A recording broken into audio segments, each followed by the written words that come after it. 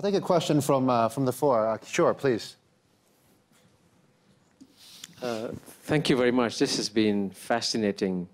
But as we all know, the story of ASEAN can be told as a glass that is either half full or a glass that is half empty. And I'm afraid that partly because of the way the discussion has turned, the focus has been a lot on the glass half empty and not on the glass half full. And so I think maybe we should acknowledge the fact that if you did a very objective audit of regional organizations, and regional organizations are strange creatures. They don't work like efficient companies. They are by definition messy, untidy, and 3 steps forward, 2 steps backward. But in the world of regional communities, there really isn't one better than ASEAN. And even the European Union, John would acknowledge, now that the UK has decided to leave it, that's a very powerful statement that it's a broken community. What used to be the shining symbol of the world is now scrambling to handle a very messy divorce. And in that sense, I agree with Prime Minister Hun Sen that ASEAN is ahead.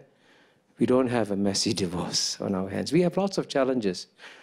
But realistically, look around the world, whether it's Mercosur, whether it's the African Union, whether it's the Arab League, find me one organization that's done better than ASEAN. So I think maybe a little bit more focus on ASEAN's successes looking ahead would be great, because that's what actually I tried to do in the book I'm coming out with, to point out that ASEAN, by any standards, is a miracle. And here in Davos, we have to tell the world that if you want examples of regional cooperation, there's no better one than ASEAN.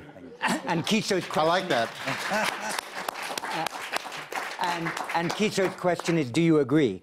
So let me just tell him one regional organization that I think does have a great deal of promise, which you didn't mention, and that's the Pacific Alliance, that brings together Mexico, Colombia, Chile, and Peru.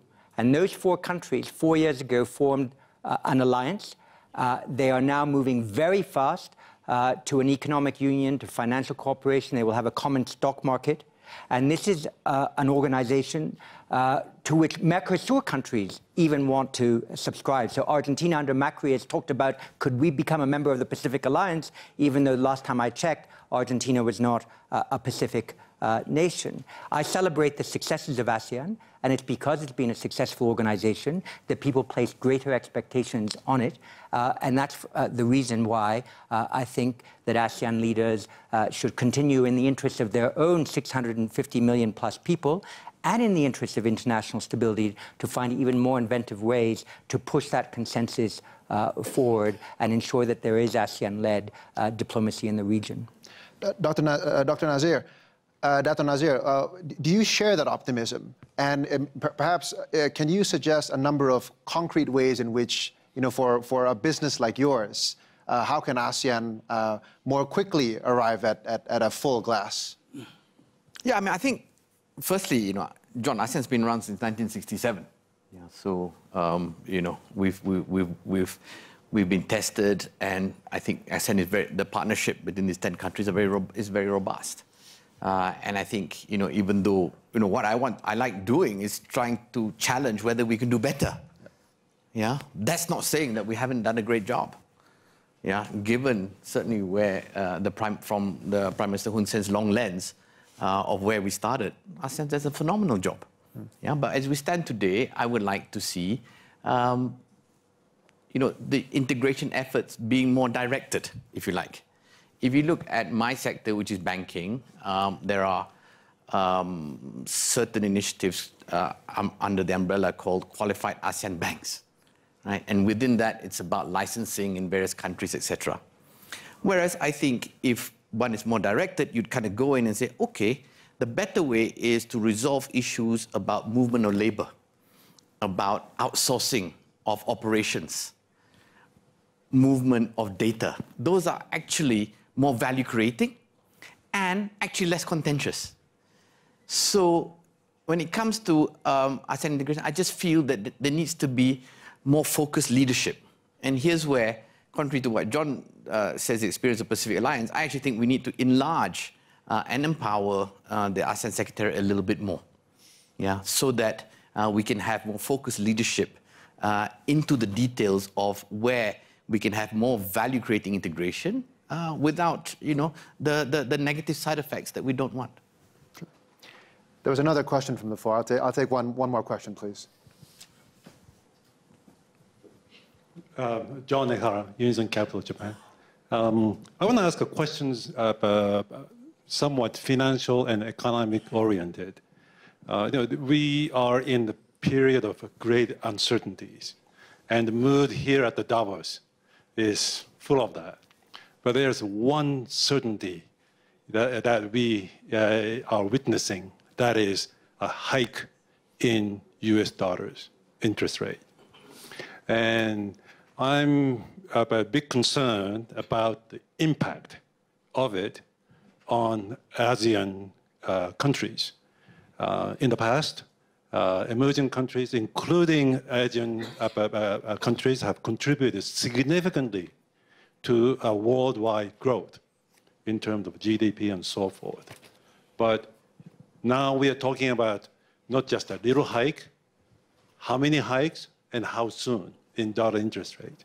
So I'd like to hear your views. Perhaps Ibu Mari? Yeah, I think this has been also discussed quite long in ASEAN as we wait for the US interest rates to go up. And we've already, in the case of Indonesia, we've already had two rounds, two shocks in 2013 and in 2015, where we did have capital outflow and the exchange rate took a big hit. So I think it's in a way been factored in already. And I think what's important is actually for Indonesia and for the other ASEAN countries to face this uncertain path of the US interest rates going up by making sure that our macro policies remain stable. And in the case of Indonesia, for instance, it was a fiscal policy sustainability issue, which was an issue of why we had these capital outflows. But I think we are in good progress now and process to ensure that we have fiscal sustainability. So I think the key is really about making sure you have your macro fundamentals right, both on the fiscal side and on the monetary side, to, you will still feel a little bit of volatility in the exchange rate, but I don't think it will go to the extent like in 2013 or 2015.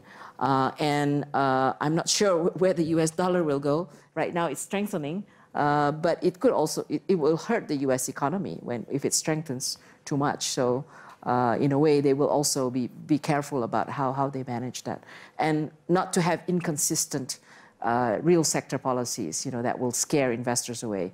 That's really the way to deal with it. Well,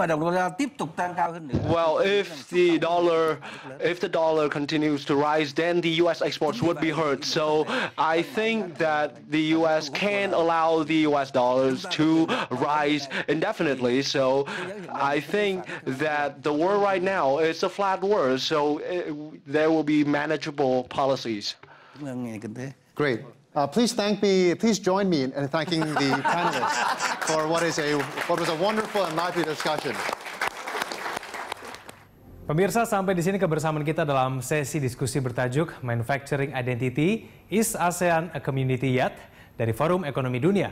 Terima kasih atas perhatian Anda. Sampai jumpa.